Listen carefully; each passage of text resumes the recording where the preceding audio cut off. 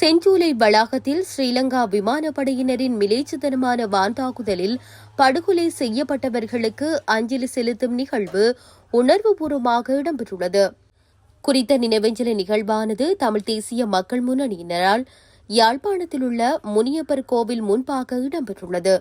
முல்லைத்தீவு வள்ளிப்புனம் இடைக்காட்டு பகுதியில் அமைந்துள்ள செஞ்சோலை வளாகத்தில் கடந்த 2006ஆம் ஆண்டு தலைமைத்துவ பயிற்சிக்காக சென்றிருந்த மாணவர்கள் மீது ஸ்ரீலங்கா விமானப்படை நடத்திய தாக்குதலில் பாடசாலை மாணவர்கள் 53 பேர் உட்பட 61 பேர் உயிரிழந்தனர். படுகொலை செய்யப்பட்டவர்களது 18வது ஆண்டு நினைவேந்தல் நிகழ்வு தமிழ் தேசிய மக்கள் முன்னணியினரால் அனுஷ்டிக்கப்பட்டுள்ளது. இதன்போது உயிரிழந்த உறவுகளுக்கு சுடரேற்றி அகவணக்கம் செலுத்தி மலர் தூவி அஞ்சலி செலுத்தப்பட்டுள்ளது. குறித்த அஞ்சலி நிகழ்வில் பாராளுமன்ற உறுப்பினர் செல்வராஜா கஜேந்திரன், தமிழ் தேசிய மக்கள் முன்னணியின் உறுப்பினர்கள், பொதுமக்கள் என பலரும் கலந்து கொண்டு உணர்வுபூர்வமாக அஞ்சலி செலுத்தியுள்ளனர்.